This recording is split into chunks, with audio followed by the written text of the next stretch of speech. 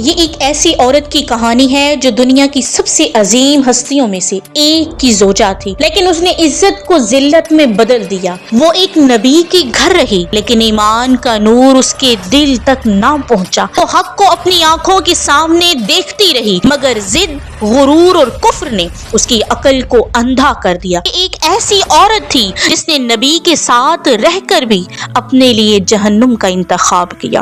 السلام علیکم، میں فاطم شاہ ہوں۔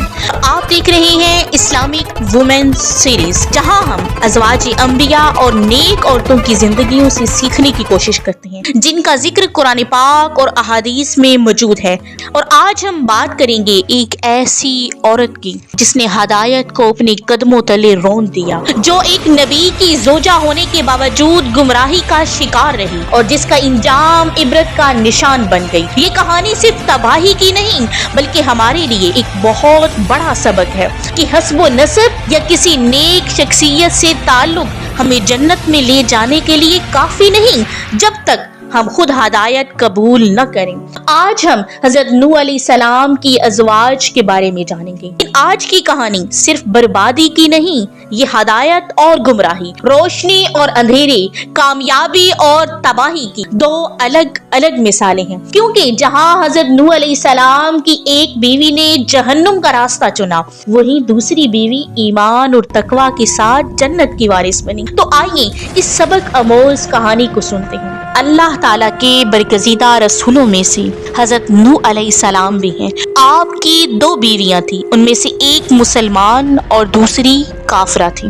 حضرت نوح علیہ السلام کی کافرہ بیوی کا نام وائلہ تھا، اور وہ حضرت نوح کی قوم کے مشرکوں کے ساتھ مل کر ان کی مخالفت کرتی۔ جب حضرت نوح اپنی قوم کو اللہ کی طرف بلاتے تو ان کا مذاق اڑاتی، لوگوں کو بہکاتی اور ان کی تبلیغ کو ناکام بنانے کی کوشش کرتی۔ وہ ظاہری طور پر ایک نبی کی بیوی تھی، مگر دل سے اپنے کافر قبیلے کے ساتھ تھی۔ وہ حضرت نوح کی تبلیغ کو پسند نہیں کرتی تھی اور قوم کے سرداروں کو ان کے خلاف بھڑکاتی تھی۔ جب حضرت نوح علیہ السلام نے اللہ کے حکم سے کشتی بنائی تو اس نے حضرت نوح علیہ السلام سے کہا کہ آپ کا رب آپ کی مدد کرے گا؟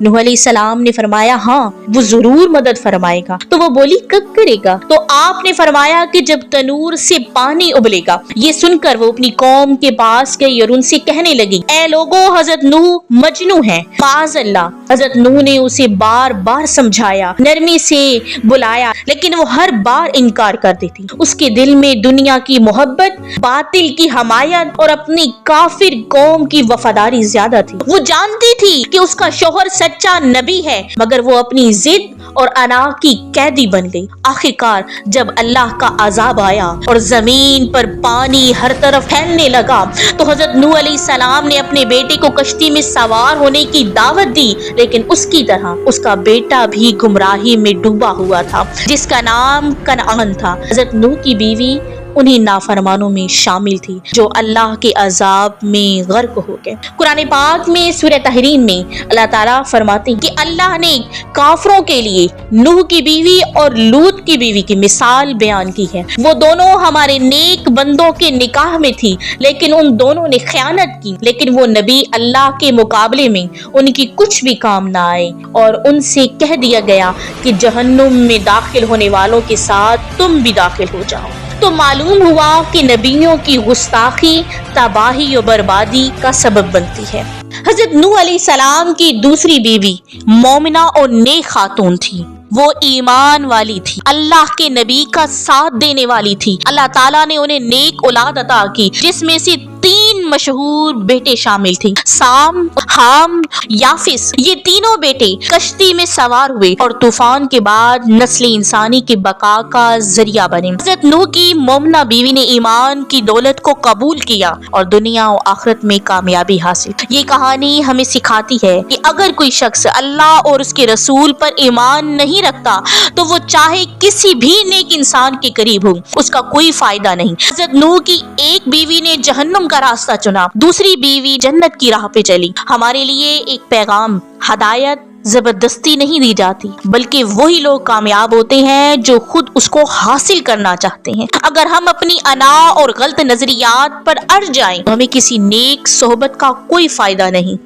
تو اب یہ ہمارا فیصلہ ہے کہ ہم ایمان اور نیکی کے راستے پر چلیں گے یا ضد، انا اور دنیا کی محبت میں گم ہو کر ہلاکت کو اپنا مقدر بنائیں گے۔ اللہ تعالیٰ سے دعا ہے کہ یا اللہ ہمیں ہدایت پر ثابت قدم رکھ، ہمیں ایمان والی بیویوں اور ماؤں میں شامل کر، ہمارے دلوں کو حق کے لیے کھول دے، ہمیں دنیا و آخرت کی کامیابی عطا فرما۔ یا اللہ ہمیں ضد اور انا سے بچا، ہمیں ان لوگوں میں شامل کر جو تیرے نیک بندوں کے ساتھ جنت میں داخل ہوں۔ یا رب ہمیں دنیا و آخرت کی رسوائی سے بچا، ہمیں اپنے رحمت کی سائے میں رکھ، ہمارے دلوں کو ہمیشہ ایمان اور تقوی کی روشنی سے منور فرما۔ یا اللہ ہمیں ان لوگوں میں شامل نہ کرنا جو حق کو دیکھ کر بھی انکار کریں، ہمیں قیامت کے دن انبیاء صدیقین کے ساتھ جنت میں جگہ عطا فرما۔ آمین یا رب العالمین۔